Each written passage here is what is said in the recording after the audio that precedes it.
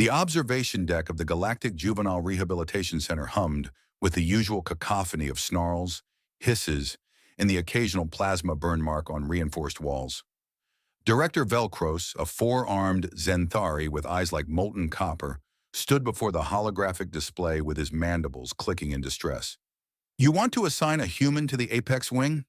His voice carried the weight of disbelief. "Those cubs are from the most dangerous predator species in 17 sectors. The Kreth alone have venom that can melt through combat armor." Lena Hartwell adjusted her standard-issue jumpsuit and met his gaze without flinching. At 5'6", she looked unremarkable compared to the towering aliens that staffed the facility. But there was something in her brown eyes, a quiet determination that had carried her species from cave-dwelling hunters to star-faring explorers. "I read the files, Director. 43 caregivers in 6 months. Every species from Garathi warriors to Palaxian mindshapers. None lasted more than 2 weeks." She smiled, and it was the kind of smile that had no business being so calm. "I'll take the assignment." Velcros's mandibles clicked faster. "You'll be dead in 3 days. Then you'll only need to process 3 days of paperwork." The Apex Wing housed 26 juvenile predators, each one removed from their homeworld for behaviors deemed too dangerous even by their own species standards. They were cubs, yes, but cubs with razor-sharp instincts and the kind of prey drive that made veteran soldiers nervous. Lena walked through the reinforced doors on her first day, carrying nothing but a standard-issue data pad and a small duffel bag. The cubs watched from various perches, some hanging from ceiling fixtures, others crouched in corners with eyes that reflected the harsh fluorescent lighting.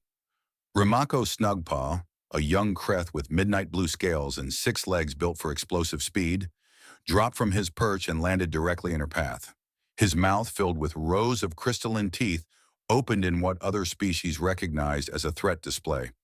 "Soft skin," he hissed, his translator rendering the words in standard galactic. "You smell like fear and weakness. How long before you run?" Lena looked down at him. Ramako barely reached her waist and tilted her head. "I don't know.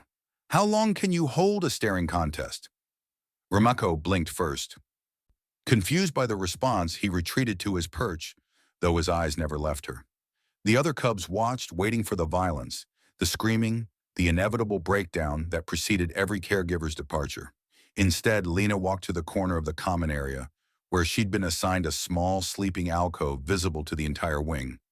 She unpacked her duffel, toiletries, a few books, and a simple blanket and pillow. Then, with methodical precision, she made her bed. She pulled the sheet tight, tucked the corners with military precision, fluffed her pillow, and spread the blanket smooth. The entire process took maybe 3 minutes. 26 pairs of predator eyes watched every movement. Humans, the galaxy had learned, were persistence hunters.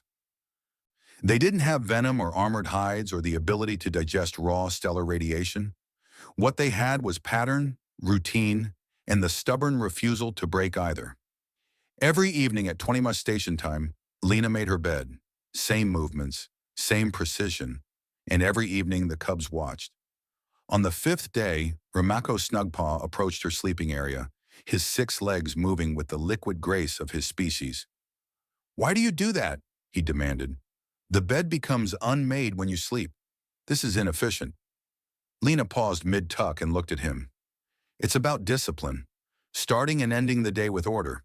It's a small thing, but small things matter." "This is a weakness," Ramako declared, but his eyes tracked her hands as she demonstrated the corner tuck technique again. By the end of the 2nd week, something strange happened. Ramako had dragged his sleeping pad, a circular cushion designed for Kreth physiology, into view of the common area. That evening, after Lena finished making her bed, the young Kreth began attempting to smooth his own sleeping surface. His claws weren't designed for precision tucking, but he tried anyway, his scales shifting colors with concentration. A low rumble came from across the room. Thix, a young Garathi with fur like spun obsidian and arms that could bend steel, had also moved her sleeping platform. She watched Ramako's attempts with narrowed eyes. "You're too slow, scale boy," she growled. "I can make my bed faster." Ramako's head snapped up, his scales flashing aggressive crimson.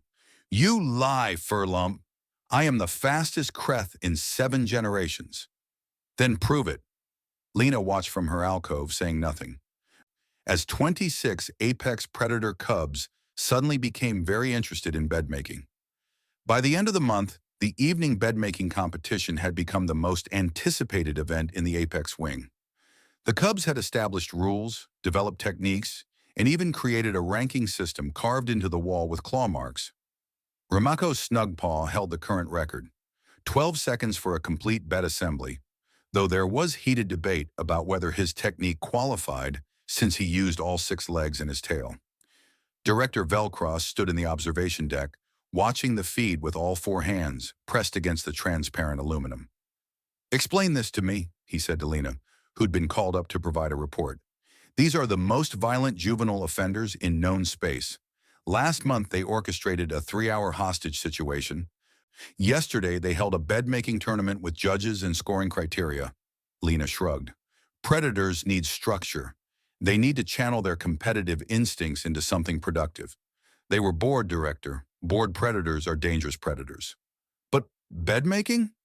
It's about mastery, about proving you're the best at something. Doesn't matter if it's hunting or tucking corners.